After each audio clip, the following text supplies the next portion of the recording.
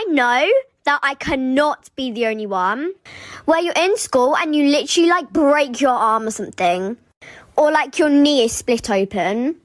There's literally blood everywhere and you're in so much pain. Like you've literally just broken a bone. So then obviously you're going to go to like the school nurse or medical room or whatever. And all they would say is put a wet paper towel on it.